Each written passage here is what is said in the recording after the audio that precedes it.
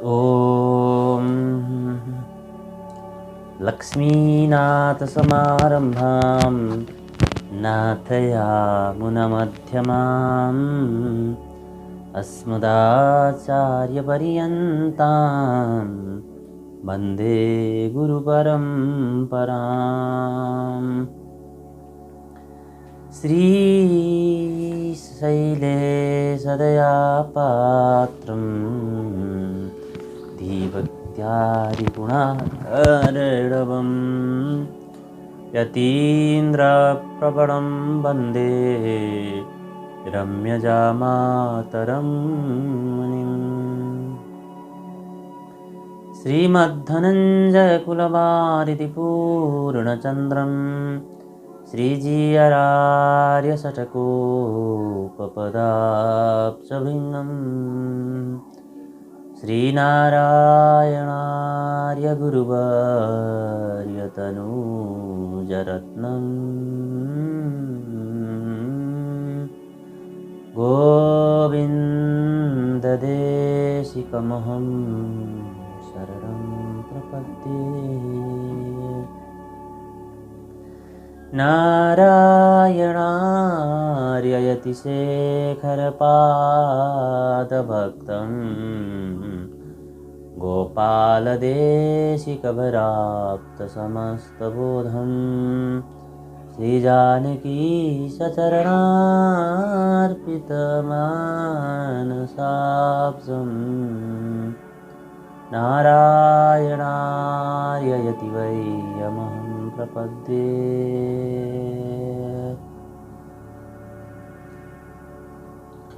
लक्ष्मीनारायण भगवान को जय। समादरणीय भक्त भागवतजन, आचार्य सज्जन महापुरुषहरूका सान्निध्यानमा नित्य कैंकर्य पारायण समस्त सत्संगानुरागी सज्जन बान्धवजन, माता पिता दिदी बहिनी दाजुभाइ समस्त सज्जनहरू, आज हामी पहिलेकै श्रृङ्खलाको यो दोस्रो भाग, यसमा हामी केही भगवत चिन्तनहरू प्रस्तुत गर्नेछौँ। सायद यसलाई पनि हजुरहरूले अलिक राम्रैसँगले सुनिदिनुहुन्छ होला र योभन्दा पहिलेको जो पहिलो भाग भनेर मैले लेखेको छु त्यससँग यो सम्बन्ध छ र त्यसैसँग सम्बन्धित भएर अर्थात् भक्तिमा नै केन्द्रित भएर आजका केही विषयधाराहरू यहाँ चिन्तन हुनेछन्। अखिल कोटि ब्रह्माण्ड नायक परात्पर जगदीश्वर भगवान श्रीमन्नारायणका अनन्त अनुकम्पा र शुभकामनाबाट यो मानव देह प्राप्त भएको, आचार्य सान्निधान प्राप्त भएको, हाम्रा शारीरिक मानसिक कायिक वाचिक बलले यो हाम्रो मानव देह प्राप्त भएको होइन, भगवत कृपाले मात्रै यो हाम्रो मानव शरीर प्राप्त भएको हो र यो मानव देह केका लागि प्राप्त भएको भन्दाखेरि भगवत प्राप्तिकै लागि प्राप्त भएको। यस्ता कुराहरू आचार्यहरूले हामीहरूलाई सत्सङ्गका क्रममा व्यवहारद्वारा, उपदेशबाट अथवा अरू विभिन्न उपायद्वारा बताइसक्नु भएको छ र काम, क्रोध, लोभ, मोह, ईर्ष्या यी सबै मानव देहको पतनको लागि विशेष गरेर कारक बन्छन्। यसको अतिशय सेवनले मानव देहलाई यसले व्यर्थ बनाउन पनि सक्छन्। त्यसमा हामी सावधान हुनुपर्छ। यस्तै यस्तै कुराहरू शास्त्रमा बताइएका हुन्छन्। त्यसमा हामी कति पालन गर्ने, कति सक्ने, कति हाम्रो समर्थ शक्ति सामर्थ्यले भ्याउँछ र यी सबै कुराहरू चिन्तन गर्नुपर्ने हुन्छ। आज हामी भक्तिको बारेमा चिन्तन गर्छौँ। अस्ति पनि भक्तको बारेमा सामान्य चिन्तन भएको थियो। भक्तिको लागि एउटा बडा राम्रो खालको मैले सामग्री यहाँ उपलब्ध गरेको छु। त्यो सामग्री यहाँ सज्जन महापुरुषहरूका सन्निधानमा, सत्सङ्ग प्रेमी महाभागतहरूका सन्निधानमा म प्रस्तुत गर्दछु। र कतिपय भक्त भागतहरूलाई भक्ति प्रपत्ति भनेको उस्तै उस्तै लाग्छ र हामीलाई पनि भक्ति प्रपत्ति भनेको एउटै जस्तो लाग्थ्यो। तर वास्तवमा यो भक्ति र प्रपत्ति भनेको छुट्टै विषय हो। भक्ति भनेको छुट्टै हो, प्रपत्ति भनेको छुट्टै हो। भक्तिको र प्रपत्तिको भेद सूक्ष्म दृष्टिले हेर्दाखेरि धेरै भेद देखिन्छ। स्थूल दृष्टिले हेर्ने भने सामान्य भेद देखिन्छ। आफ्नो बुद्धिको गहिराइमा हामी कति पुग्न सक्छौँ त्यसै अनुसार हाम्रो चिन्तन बन्ने हो। त्यसै अनुसारले हामीले यो भेदलाई थाहा पाउन सक्छौँ। र भक्ति र प्रपत्ति भनेको वास्तवमा छुट्टै कुरा हो। प्रपत्तिले शरणागतिलाई शरणागतितिर मोडेको हुन्छ पनि भक्ति भन्ने कुरो शरणागतिभन्दा अलिकति पृथक रहन्छ। तर यिनीहरू कस्तो भन्दाखेरि एउटै जस्तो। शरणागतिमा पनि भक्ति तत्त्वको निहित भक्ति तत्त्व रहन्छ नै।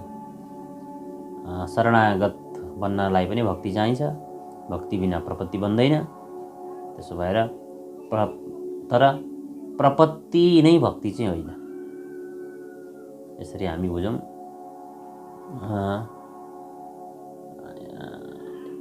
एउटा प्रपत्तिलाई जनाउने खालको तर भक्तिको महिमालाई प्रतिपादन गर्ने राम्रो एउटा अति उत्तम श्लोक यहाँ दासले फेला पारेको छु। वास्तवमा यसको भाव के हो भन्दाखेरि अरू कुनै अभिलाषालाई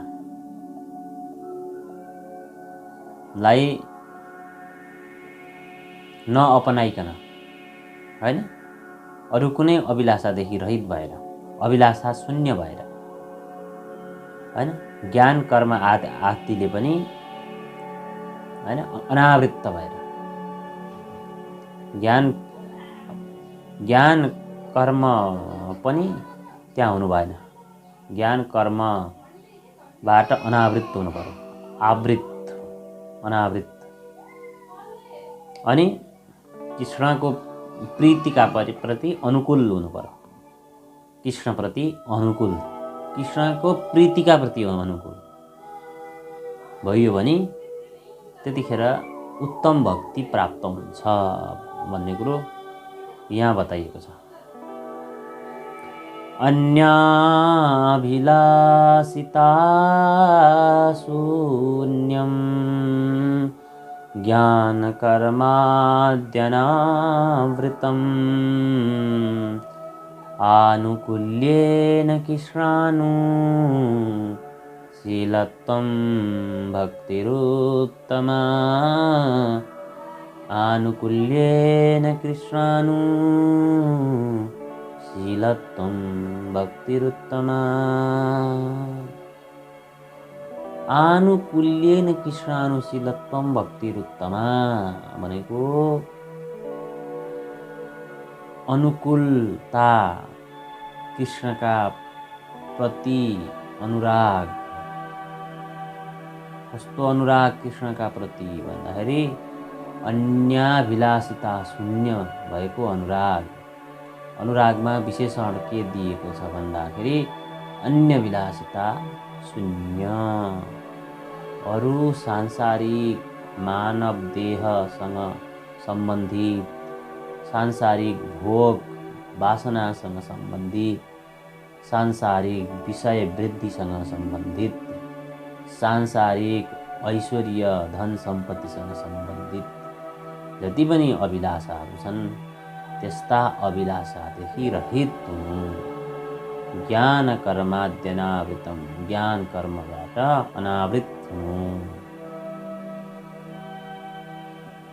तीसरा भगवानका प्रति अनुकूल हुने, प्रीति गर्नु नै उत्तम भक्ति हो। यसरी भक्तिको महिमालाई प्रतिपादन गरिएको छ। एउटा बडा राम्रो ग्रन्थ छ भक्ति रसायन भन्ने ग्रन्थ। यो भक्ति रसायन भनेको औषधि रसायन, रसै रसको खाने स्थान रसायन। भक्तिको चाहिँ भक्ति नै भक्तिले भरिएको ग्रन्थ भक्ति रसायन। अब भक्ति रसायन भन्ने ग्रन्थमा भक्तिको बारेमा विवेचना नगर्ने त कुरै हुँदैन। नामै भक्ति रसायन। त्यसमा भक्तिको बारेमा कसरी प्रतिपादन गरिएको छ भन्दाखेरि भगवत गुणहरूको सेवन र श्रवण, सेवन भनेको श्रवण, भगवत गुणहरूको श्रवण गर्दा गर्दा गर्दा गर्दा गर्दा हाम्रो बुद्धि, मन, मस्तिष्क, व्यवहारहरू सबै कस्ता भए भन्दाखेरि भगवत विषयणी भए। भगवानको गुणका, भगवानका गुणहरू हैन, गुण भगवानका गुण भनेको यसमा पनि हामीलाई शङ्का आउन सक्छ। भगवानका गुण भनेका धेरै प्रकारका गुणहरू हुन्छ। भगवानले कस्ता कस्ता चरित्रहरू गर्नुभयो, कसरी जीवात्माको उद्धार गर्नुभयो, कसरी भगवानले भक्त प्रहलादको रक्षा गर्नुभयो हैन। भगवानले मारिच इत्यादिलाई मारेर कसरी आफ्ना समुपासक साधु सन्तहरूको रक्षा गर्नुभयो। भगवानले कंस आदि दुष्ट दानवहरूको विनाश गरेर कसरी तत्कालीन समयका ती ज्ञानी, योगी, ध्यानी, साधु सन्त भक्तहरूको रक्षा गर्नुभयो। भगवानले रक्षा गर्दै गर्दै आउनुभएको छ। रामावतारमा, श्रीकृष्णावतारमा, वामनावतारमा भगवानले यसरी वामन बनेर, याचक बनेर जानुभयो। भगवान बलिसँग याचना, यसमा महापुरुषहरूले कस्तो राम्रो भाव वर्णन गर्नुभएको छ। हामी लोकमा पनि विचार गरौँ, याचक भन्नु साह्रै नै निन्दनीय जस्तो लाग्छ। कसैसँग हामीले केही याचना गर्नु पर्यो भने हाम्रो मुटु थरथर हुन्छ।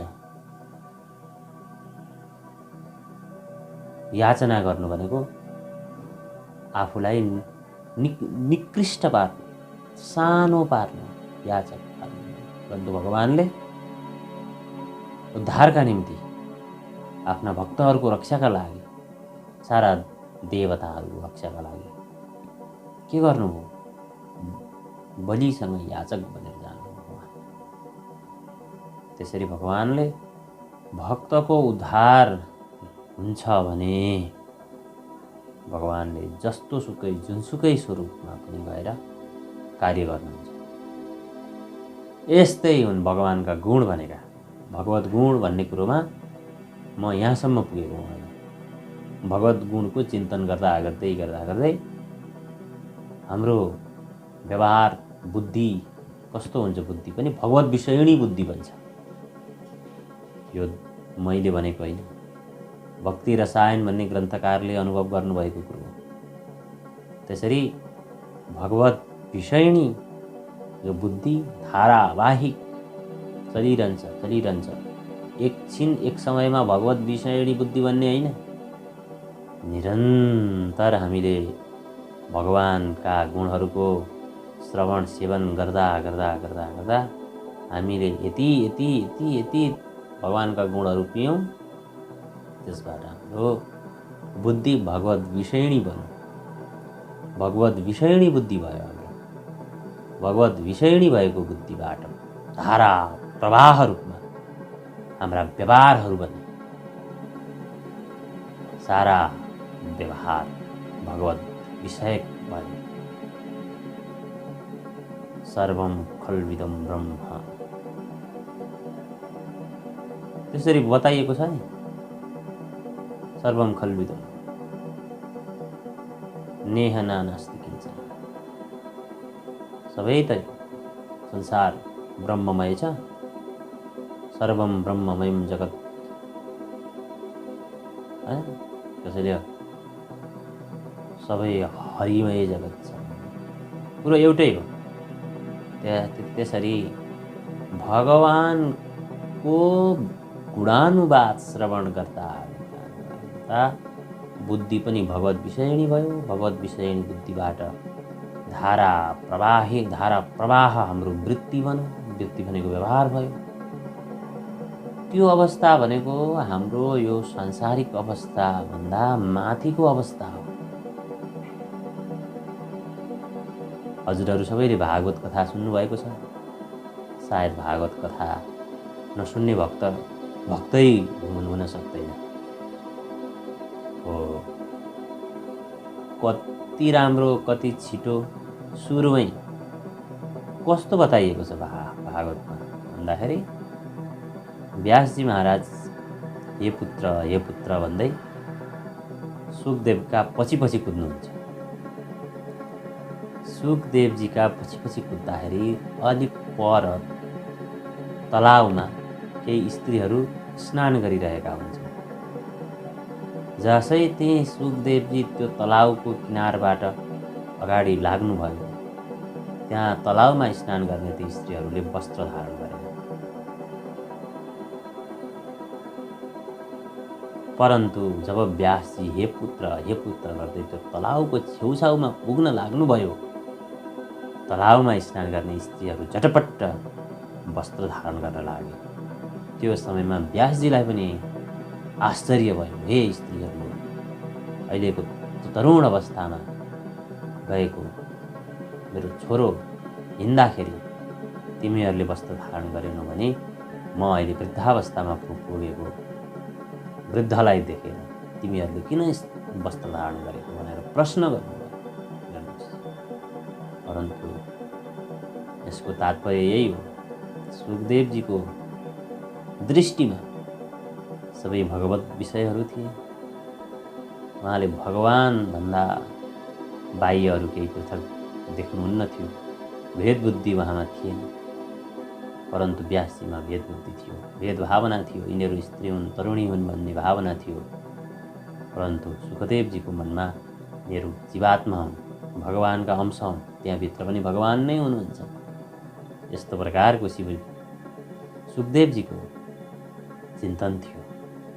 हो, यही चिन्तन भनेको, यही वृत्ति भनेको भगवत विषयणी वृत्ति भनेको यही हो। यस्तो प्रकारको भगवत विषयणी भन्दछ। भगवानको निरन्तर चिन्तन गर्नाले हो। यस्तो वृत्तिको विकास हुनु नै भक्ति हो भनेर भक्ति रसायन ग्रन्थमा भनिएको छ।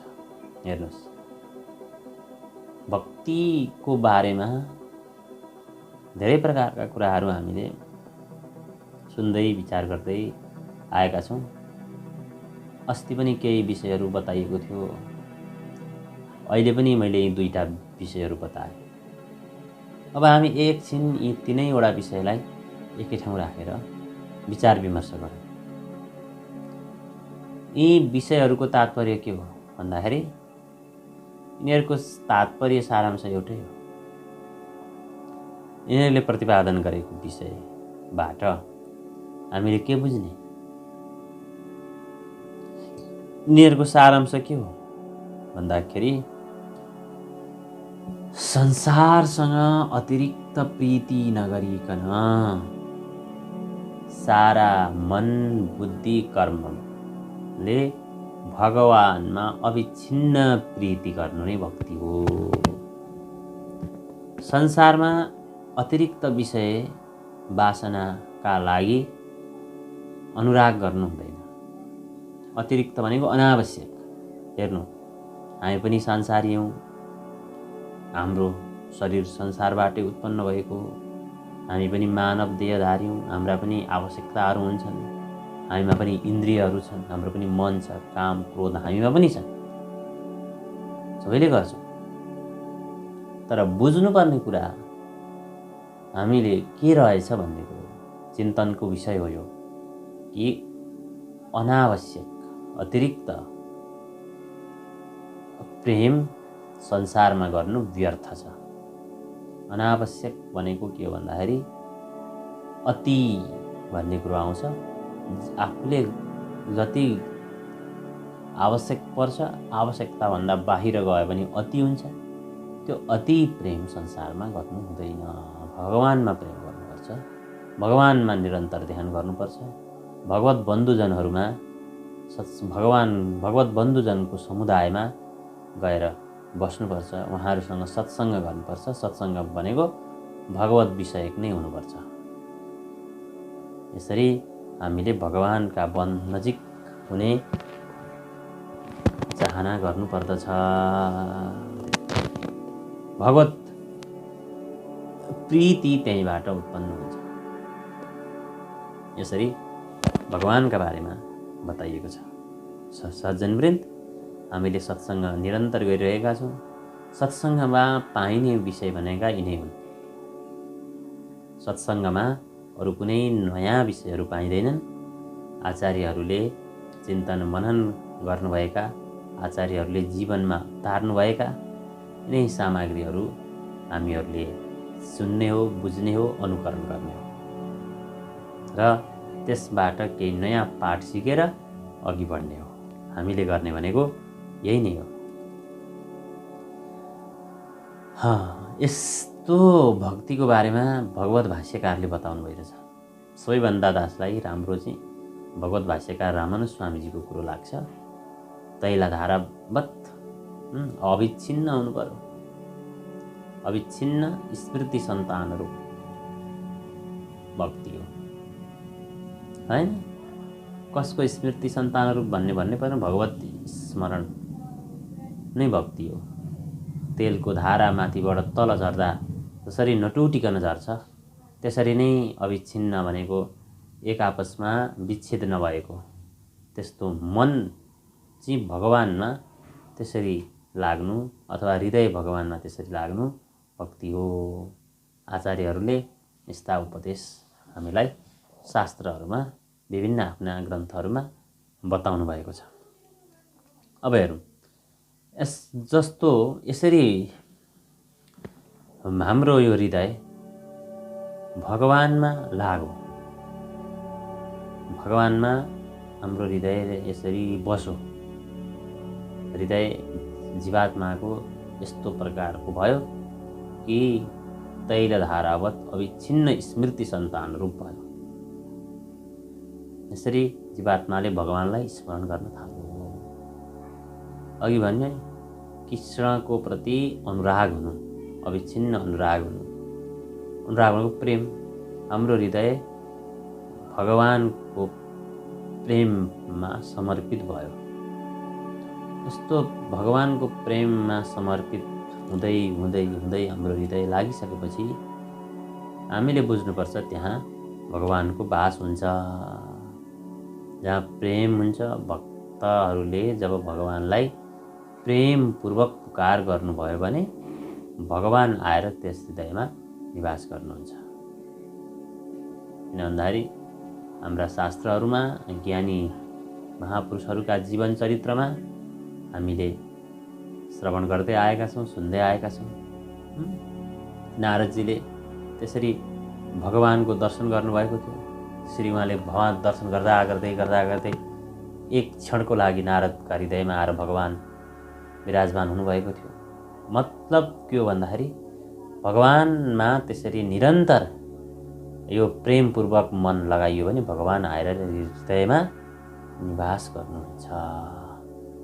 भनेको भक्ति ऐकान्तिक भक्ति जब बन्दछ, भक्ति जब ऐकान्तिक बन्यो भनेको भगवानमा निरन्तर प्रीति भयो। भगवानभन्दा बाहिर विषयमा मन जान छोडो, पछि भगवान त्यस हृदयमा आएर निवास गर्नुहुन्छ।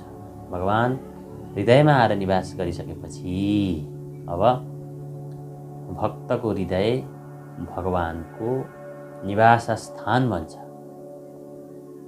त्यस्तो अवस्थामा भगवताकार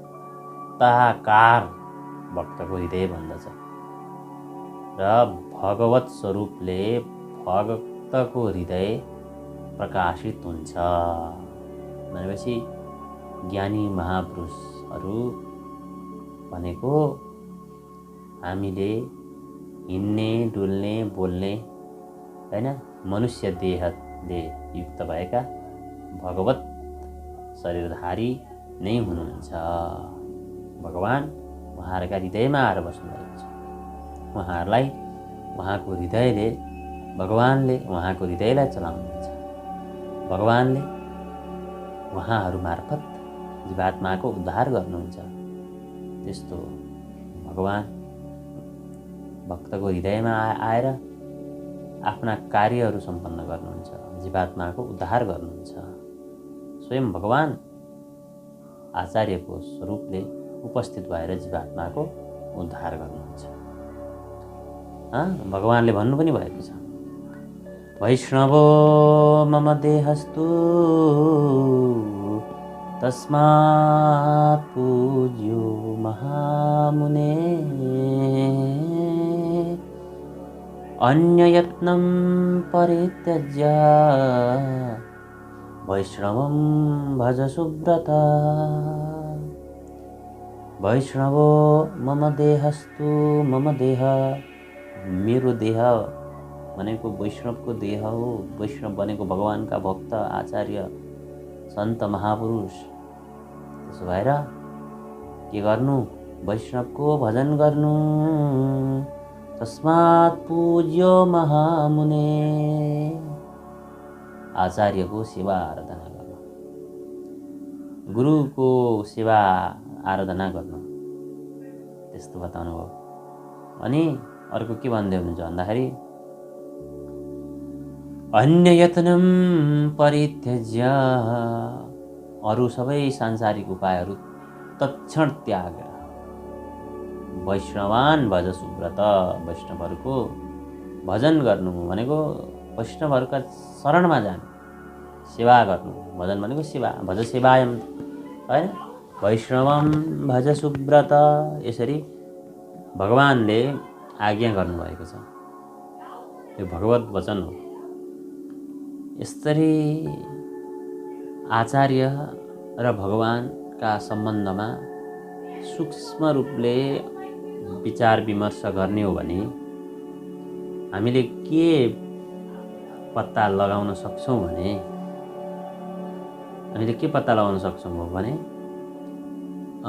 आचार्य र भगवान भने उस्तै हुनुहुन्छ।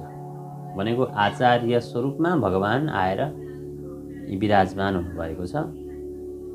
आचार्यले जीवात्माको उद्धार गरिबक्सन्छ। यो कुरो त हामीलाई आचार्यहरूले लामो समयदेखि उपदेश गर्दै आइबक्सेको छ। एउटा कुरो हामीले बुझ्नुपर्ने छ के भन्दाखेरि गुरु कृपा ही केवलम भनिन्छ। जीवात्माको उद्धारका लागि गुरु कृपा अपरिहार्य छ। न बिना गुरु सम्बन्धम ज्ञानस्याधिगमः कुतः। यस्ता वचन छन्, हेर्नुहोस्। न बिना गुरु सम्बन्धम ज्ञानस्याधिगमः कुतः।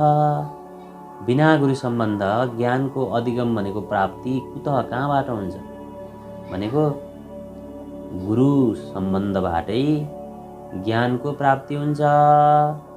आचार्यको सम्बन्धले हामीलाई ज्ञान हुन्छ भनेको हाम्रो बुद्धिलाई आचार्यले धुँदा धुँदा धुँदा के गरिदिनुहुन्छ भन्दाखेरि हाम्रो बुद्धिको मैलो हटाइदिनुहुन्छ। हाम्रो बुद्धि भनेको हाम्रो हृदय कस्तो भएको छ भन्दाखेरि अनादि जन्म हैन, अनादिकालदेखि संसारको चक्र, अनि संसारमा आएपछि नयाँ नयाँ हैन वासनाहरू बनिरहे, हैन। नयाँ नयाँ चोलाहरू हामीले फेरिरह्यौँ हैन। प्रत्येक चोलामा अलिअलि मैलो भरिँदै गयो। अब ती चोलाहरूमा रहेको जो मैलो शरीरमा अलिअलि लागे जस्तै अब टाँसिर अनि ती सबै आचार्यले के गरिदिनु हो भन्दाखेरि ती सबै मैलाहरू जति छन् हाम्रा शरीरमा आउँदाखेरि लागेका दागहरू, ती दागहरूलाई आचार्यले हटाइदिनु हो। मन निर्मल भयो, हृदय पवित्र बनो। हृदय मन पवित्र बनो। पवित्र हृदय पवित्र मन भइसकेपछि सद्विषय असद् विषय हेयोपादेय भन्छन् नि शास्त्रहरूमा। हेय उपादेय। हेय भनेको त्याज्य, उपादेय भनेको सङ्ग्रहणीय। यो त्याज्य र यो सङ्ग्रहणीय भन्ने हाम्रो बुद्धिले छुट्याउन थालेपछि हामी हेय विषयलाई त्याग्दै गयौँ। सङ्ग्रहणीय भनेको सन्तजनको सेवा, भगवतको ध्यान उपासना, नित्यकर्म आदि हैन, हामी संलग्न भयौँ अनि भजन कीर्तनमा लाग्यौँ। त्यसरी यो मन के भयो भन्दाखेरि शुद्ध बन्यो। आचार्यले हाम्रो जुन संसारतिर गएको यो मनलाई फर्काइदिबक्स्यो। त्यसरी फर्काएर हामी यो सन्मार्गमा लम्कन थाल्यौँ। यसरी हाम्रो गति के भयो भन्दाखेरि अधोगति पहिले बन्दै थियो भने अब हाम्रो ऊर्ध्वगति सुरु भयो। सत्सङ्गमा जान थाल्नु भनेको ऊर्ध्वगति प्राप्त गर्नु हो। आचार्यले जन्मान्तरका ती सबै महिलाहरूलाई पखालेर हाम्रो चोलालाई उतारिदिनु भयो।